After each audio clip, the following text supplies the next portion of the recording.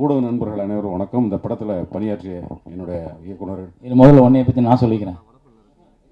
இல்லை நான் பேசுகிறேன். இல்லை நான் பேசிக்கிறேன். இதை விடா தம்பி. இவர் நடிகரானதே ஒரு பெரிய கதை. இவர் ஒரு நல்ல கேமராமேன். அவர் வேலையை கெடுத்தது நான் தான். இல்லாட்டி இன்றைக்கி இவர் ஆஸ்கார் அவளுக்கான படங்களெல்லாம் ஒரு ஒளிப்பதிவு பண்ணியிருப்பார். அது நீ நல்லதுன்னு ஃபீல் பண்ணுறியா கெட்டதுன்னு ஃபீல் பண்ணுறியா? ஏதோ ஒன்று நடந்துருச்சா.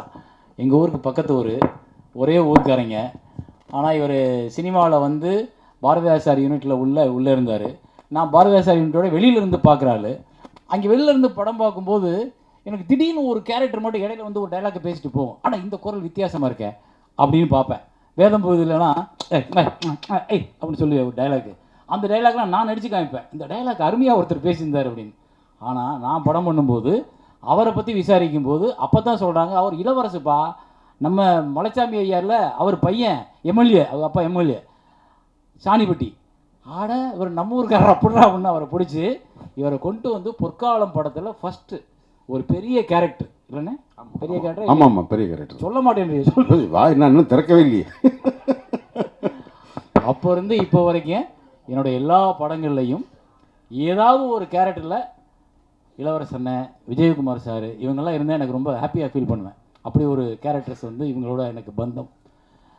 இவரோட என்ன பாரதி ஐயா சச்சிதானந்த எம்ஆர் பாரதி சச்சிதானந்த பாரதி எம்ஆர் பாரதி. இவர் ஆட்டோகிராஃபில் ஒரு ஏஜ்டு கேரக்டர் பண்ணியிருப்போம். இவரோட ஏஜ்டு கேரக்டர் நான் போகும்போது குதிரை வண்டியிலேருந்து இறங்கி போகும்போது அவர் முதல்ல குசு போடுவார், அப்புறம் பெஞ்சமின் போடுவார். அந்த சீனுக்கு நடித்தது சித்தானந்த பாரதின்னு ஒருத்தர். அவர் கம்யூனிஸ்டுக்கார், இங்கே தும்மப்படிக்கார். அவர் ஒரு இடத்துல பார்த்தேன். ஆனால் இவர் இளவரசனை மாதிரியே இருக்காருன்னு சொல்லிட்டு அவரோட தோற்றத்தை இவருக்கு கிளாஸ் ரூமில் காப்பி பண்ணி அந்த மீசையெல்லாம் கொஞ்சம் லெங்க்த்து மீசை வச்சு அவரை நடிக்க வச்சுட்டு, அந்த ஏஜ்டு கேரக்டரில் ஒரிஜினலாகவே அவரை கூட நடிக்க வச்சுட்டு அவருக்கு இவரோட குரலை பதிவு பண்ணோம். அந்த ஏஜ்டு அவர் பேசியிருப்பார். ஸோ அந்த படத்துக்காக மெனக்கட்டதில் எல்லாரோட பங்கும் நிறைய இருக்கும். ஒவ்வொருத்தரும் எங்கேயோ ஒரு இடத்துல தன்னோட ஒவ்வொரு இன்புட் கொடுத்துருப்பாங்க. ஸோ டப்பிங் பண்ண விஷயங்களே ரொம்ப பெரிய கதை. இன்றைக்கி டப்பிங்க்கு நிறைய ஃபெசிலிட்டிஸ் வந்துருச்சு. ஒருத்தர் குரலுக்கு ஒரு சாம்பிள் கொடுத்தோம்னா ஏஐயே முழுசாக பண்ணிடும். அன்றைக்கி நாங்கள்லாம் கோபிகாவை விடிய காலில் 4 மணிக்கு கூப்பிட்டு போய் டப்பிங் பண்ணியிருக்கேன். அந்த துயரம் தெரியணுன்றதுக்காக 4 மணிக்கு அந்த பொண்ணுக்கு ஃபோன் பண்ணி பல்லு விளக்காத, வாயில் தண்ணி குடிக்காத, அப்படியே கீழே வா, கார் ரெடியாக இருக்குன்னு சொல்லி அந்த பொண்ணை கீழே காரில் ஏற்றிட்டு போய் ட்ரினிட்டி அங்கே ஸ்டுடியோவில் கொண்டு போய் செந்தில் நல்லா இருக்கியா அப்படின்னு கேட்குறதுக்கு கரகரப்பு வேணும், பிசுறு வேணும் அப்படின்னு. ஸோ அந்த மாதிரி இவரும் அந்த ஐயாவோட மூத்த ஏஜ்டு கேரக்டருக்கு பதிவு பண்ணும்போது அண்ணனோட ஒர்க்கு ரொம்ப அவ்வளோ அழகாக துல்லியமாக இருக்கும். அவர் மாதிரியே அந்த ஏஜ் முகத்துக்கு அதுக்கும் கொஞ்சம் கூட பிசுறு இருக்காது. நீங்கள் வணக்கம், எல்லாருக்கும் வணக்கம். பெரிய நீண்ட அறிமுகத்துக்கு பிறகு முரளியண்ணா, பரத்வாஜ் சார், சபேஷ் முரளி அண்ணான்னு சொல்லி படம் நாக்கு தான் முதல் முறையாக முரளி அண்ணான்னு சொல்லுது. Sorry for it. உங்களோட பாசிட்டிவான ஒரு பிஹேவியர் சினிமாவில் இப்படிலாம் இருக்கணுன்றதுக்கு நீங்கள் தேவா அண்ணன், சபேஷ் அண்ணன், முரளி அண்ணன் எல்லோரும் எங்களுக்கு பெரிய ஒரு இன்ஸ்பிரேஷன். நம்ம அதுக்கான மேடைகள் கிடைக்கல. இன்றைக்கி இந்த ஆட்டோகிராஃப் மேடையில் உங்களை பற்றி பேசுகிறத ஒரு கௌரவமாகவும் உங்களுக்கு கொடுக்குற மரியாதையாகவும் நினைக்கிறேண்ணே. ரொம்ப நன்றிண்ணே. பரத்வாஜ் சார், விஜய் மில்டன் கேமராமேன், மணிராஜ், தம்பி அமீர், திருமதி ஸ்னேகா, எல்லாருக்கும் தம்பி ஜெயதீஷா, உமாபதி, பாண்டியராஜா ஐயா, ராமகிருஷ்ணன் ஐயா, எல்லாருக்கும் என்னுடைய வணக்கம். ஜெகன் ஐயா அப்புறம் கடைசியாக சொல்லிக்கிறேன். அவர் பல படங்களில் ஃப்ளாஷ்பேக்கில் வருவார். 21 வருஷம் அப்படிங்கிறது ரொம்ப கம்மியாக தெரியுது. இயக்குனர் நடிகர் அண்ணன் மனோபாலா எப்பாவது ஃபோனில் பேசிக்கிட்டு இருக்கும்போது சினிமா பற்றி பேசினோம்னா, அவனாடா அவன் மவுண்ட் ரோடாக இருக்கும்போதே சினிமாவுக்கு வந்தவன்டா, எப்போ ஃப்ளாஷ்பேக் பேசினாலும் 30 வருஷத்துக்கு முன்னாடியே பேசுவான்டா, அவன்கிட்டலாம் பழக்கமாக வச்சுக்கிறாருன்னு.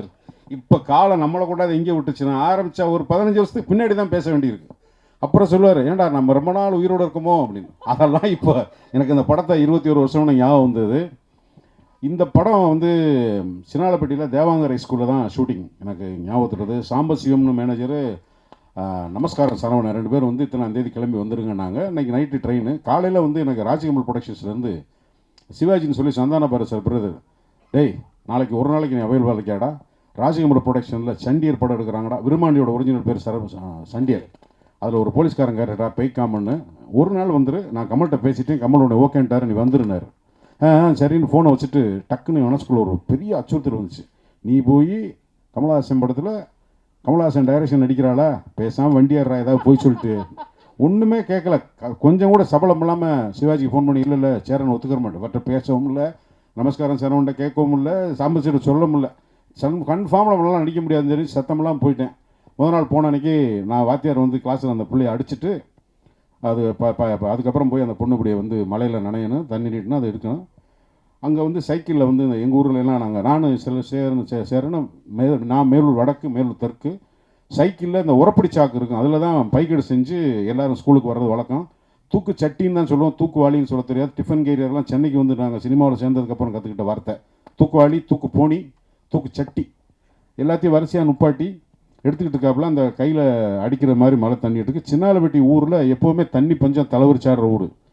சாம்பசிவம் யாரையோ பிச்சை எடுத்து ஒரு லாரி டேங்கர் கொண்டாந்து ஒரு டிராக்டரில் கொண்டாந்து கொடுத்தா ஒரு ஒன் மோர்னா ஒரு லாரி டேங்கரை தீர்ந்து போச்சு. என்னடா இது எடுத்துக்கிட்டே இருக்க, அப்படியே திருப்பி இன்னொரு டேங்க் வருது. அப்போ உட்காந்து சைக்கிள் நிற்கும்போது எனக்கு வந்து கம்ப்ளீட்டாக எங்கள் ஊரில் நாங்கள் படித்த அந்த ஸ்கூலில் படித்ததெல்லாம் ஞாபகத்துக்கு வந்துட்டுருக்கு. அன்றைக்கி வந்து நாங்கள் எங்கள் ஸ்கூலில் படிக்கிறப்போ ஒரு 7 பொம்பளை பிள்ளைகளும் ஒரு 13 பசங்க. இப்போது என் மக கல்யாணத்துக்காக பத்திரிக்கை கொடுக்குறக்காக அவங்க எல்லாத்தையும் தேடி பிடிச்சி ஒரு ஆட்டோகிராஃப் ஃபீல்டில் போகிறேன். நான் ஞாபகம் வருதுன்னு பூரா போனால் 7 பேரில் 6 பேர் இருக்காங்க, ஒரு ஆள் எங்கே இருக்குன்னு கண்டுபிடிக்க முடியல. அது என் நண்பர் ஒருத்தர் சொல்லி இந்த மாதிரிடா பத்திரிக்கை கொடுக்கணும், அந்த பொண்ணுங்கள்லாம் எங்கே இருக்கு அப்படின்னு. அப்படியா நண்பா, சரிங்க ஐயா, நான் எப்படி கண்டுபிடிச்சிட்றேன் ஐயா அப்படின்ட்டு எல்லார் நம்பரையும் வாங்கிட்டு எனக்கு கொடுக்காம அவங்க எல்லாம் வெளியில் போயிட்டாங்கன்னு என்னை தவிர்க்கிறான். இப்போ என்னடா இதுக்கு நடுவில் அந்த என் கூட கிளாஸ்மேட்டோட தம்பி வந்து, சார் நீங்கள் எங்கள் அக்காவோட கிளாஸ்மேட்டானா, நீ எந்த அக்கா, இந்த வா உங்களை தான் தேடி நேராக வீட்டுக்கு போயிட்டேன். போனால் இன்னைக்கு எந்த அளவுக்கு இன்றைய தலைமுறை மாறி இருக்குது, அந்த தலைமுறை பெண்கள் எப்படி இருக்காங்கன்னு நான் போய் நின்னா டிக்குன்னு என்னை பார்த்து ஆட்டம். என் கூட படிச்சு ஒன்றும் க்ரஷ் லவ் அதை ஒரு கழுதையும் கிடையாது. போய் போட்டு கொடுத்துருவாள் ஆஃபீஸர் வாத்தியார்கிட்ட வீட்டுக்கு போயிடும். அதனால் அந்த சோழிலாம் கிடையாது. டிக்குன்னு கையெல்லாம் ஆடுது. என்னம்மா நல்லா இருக்கீங்களா, வாடா போடான்னு பேசிக்கிட்டு இருந்து நல்லா பேசணும்னு அது ஒரு கதை. ஏற்கனவே இந்த படத்தை பேசும்போது ஸ்னேகா அவங்க கேரக்டர்கிட்ட வந்து இவர் வந்து 4வது படிக்கும்போது இவ்வளோ லவ் பண்ணேன் எவ்வளோ சொல்லும்போது, ஏன் ஸ்னேகா கேரக்டர் நான் 5வது படிக்கும்போது எனக்கு க்ரஷ்ன்னு ஆரம்பிக்கக்கூடாதுன்னு ஒரு கதை பேசணும். அது என்ன அப்படியே இருக்குது பெண்கள் பாயிண்ட் ஆஃப் வியூவில். அதுக்காக ஏன் ஃப்ளாஷ்பேக்கை சொல்கிறேன்.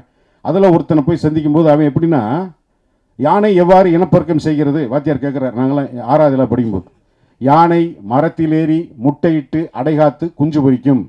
ஐயா, யானை எவ்வாறு இனப்பெருக்கம் செய்யும்? யானை மரத்திலேறி முட்டையிட்டு அடைகாத்து குஞ்சு பொரிக்கும். இப்போ அவன் பெரிய சோசியர். இப்படி இந்த படத்தை உட்காந்து ஷூட்டிங்கில் வேடிக்கை பார்க்கும்போது எனக்கு ஓடுனதும், இப்போ நான் போய் பார்த்துட்டு வந்துட்டு திருப்பி பார்த்தா இந்த படம் ரிலீஸ்னாங்க. இந்த படத்தை எடுத்து ரிலீஸுக்கு ரெடி ஆயிடுச்சு. படம் ஃபஸ்ட் காப்பி ரெடி, வியாபாரம் ஆகலை, சேரன் ஹீரோ, படத்துக்கு ஓப்பன் வருமானு செண்பகமூர்த்தி, ரெட்ஜின் செண்பகமூர்த்தி, மவுண்ட் ரோட்டில் உம்மிடியாஸ் பங்காட்டு பக்கத்தில் கமால்னு ஃபைனான்சியர், அவர் தான் இந்த படத்துக்கு 17 லட்ச ரூபா டெபிசிட்டில் இருக்குது. இந்த படம் ரிலீஸ் ஆகுமா ஆகாதா தெரியல. அப்புறம் ஏதோ ஒரு முடிவெடுத்து படத்தை சும்மா போட்டிருந்தா என்ன வரப்போகுது, இந்த 17 லட்சம் தானே ரிஸ்க்கு அப்படின்னு தான் ரிலீஸ் பண்ணுறாங்க. இந்த படம் ரிலீஸ் ஆகிற அன்றைக்கி நான் பொள்ளாச்சியில் விஸ்வத்துளசின்னு மம்முட்டி சார் நந்திதாதாஸ் நடித்த படம் ஷூட்டிங்கில் இருக்கேன். காலையில் நான் கிளம்பி போகிறேன். பொள்ளாச்சியில் சாந்தி தேட்டர்னு நினைக்கிறேன். காலையில் போகும்போது நமக்கு ஒரு ஆர்வம் இருக்குல்ல, படத்துக்கு ஓப்பனிங் இருக்குமான்னு. இதில் பார்க்குறேன் ஒரு 25 பேர் தான் நிற்கிறாங்க. எனக்கு பெரிய ஏமாற்றம். ஏன்னா இதனுடைய பின்புலம் என்னென்னா, இவங்க வீட்டு சொத்துல ஏன் சொத்தை விற்றாலும் வாங்கியிருக்கிற கடனை கட்ட முடியாது, இது எப்படிடா தேரும். சரி போயிட்டு எனக்கு திருப்பி எனக்கு 2 மணிக்கெல்லாம் 3 மணிக்கெல்லாம் முடிஞ்சிருச்சு. சரி சாயங்காலம் வந்துட்டு தேட்டர் முன்னாடி உட்காந்து இன்றைக்கி பார்க்கலன்னா 5:30 மணிக்கு திடுதுப்புன்னு ஒரு கூட்டம் கூடிருச்சு. ஆச்சரியமாக இருக்குது, இந்த படத்துக்கு தானா, இது ஒரு தேட்டர் தானே இருக்குன்னு. செகண்ட் ஷோவுக்கு அடிதடி சண்டை. ஒரு படம் ஒரு ஷோவில் எப்படி எல்லாருக்கும் தெரிஞ்சது, அது எப்படி எல்லாரும் போய் லெட்டர் போட்டது மாதிரி வந்தாங்கன்னா அவ்வளோ பெரிய கனெக்ட் இருந்திருக்கு. ஒரு விஷயத்தை நம்மளுடைய பழைய நினைவுகளை பின்னோக்கி பார்க்குறதுல அதில் இருக்கிற ஒரு சுகத்தை இந்த படத்தில் அனுபவிச்சதுனால தான் அது அத்தனையுமா இருந்தது. இதில் ஒரு டெக்னீஷியனாக எனக்கு வந்து ரொம்ப சேலஞ்சிங்காக படமாக்குனது வந்து கோபியாவோட எபிசோடு. ஆலப்புழாவில் வந்து குட்டநாடுன்னு தான் அந்த ஏரியா பேர் சொல்லுவாங்க.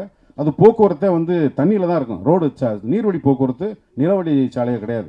அது போட்டெல்லாம் பிரேக் அடித்தாலும் நிற்காது. ஆனால் அது முன்னாடி வந்து நின்று அந்த பசங்க ஏறி திருப்பி உள்ளே போய் அந்த எபிசோட் படமாக்குறது விஜய் மில்டனை தான் அந்த போர்ஷனோட கேமராமேனை ஒர்க் பண்ணியிருந்தார். எக்ஸ்ட்ராடியாக ஒரு இந்த ஃபுல் டீமும் வந்து என்ன பாடுபட்டுருப்பாங்கன்னு அது படத்தில் வந்து நீங்கள் அந்த குட்டநாடுக்குள்ளே தேட்டரில் இருக்க மாட்டீங்க, போட்டில் உட்காந்துருப்பீங்க, அந்த வாழ்க்கையை நீங்கள் ரசிக்கலாம். இன்றைக்கி இருக்கிற இந்த ஜென்சி தலைமுறை இதை எப்படி பார்க்குதுங்கிறத தெரிஞ்சுக்கிறதுக்கு நானும் ஆர்வமாக இருக்கேன். ஏன்னா இப்போ 2000 பிறந்தவருக்கு 25 வயசு, இந்த 25 வயசில் அவருக்கு இந்த மாதிரியான ஒரு இன்டீட்டெயில்டு ஃப்ளாஷ்பேக் எமோஷன் இருக்குமா அப்படிங்கிறத தெரிஞ்சுக்கிறதுக்கு இந்த படம் ஒரு உதாரணமாக அமையும் நினைக்கிறேன். இந்த படத்தில் வேறு யாராவது பேர் சொல்லாமல் எங்க கூட வேலை செஞ்சவங்க, பெஞ்சமின், ரொம்ப நன்றி, வாழ்த்துக்கள் பெஞ்சமின். எங்கே பிளாக் பாண்டி ஆளை காணோம் தம்பி, எல்லாத்துக்கும் நன்றி. நிறைய பேர் உயிரோடு இல்லை, நம்ம உயிரோடு இருக்கிறதே பெரிய சாதனையாக தெரியுது. பல பேர், பாதி பேர் வண்டியை டிக்கெட் வாங்கிட்டு கிளம்பிட்டாங்க. ஸோ எல்லாருக்கும் என்னுடைய மனமார்ந்த நன்றி, ரொம்ப நன்றி தம்பி, தேங்க்யூ. நிகழ்முருகன் சார், ரொம்ப நன்றி சார்.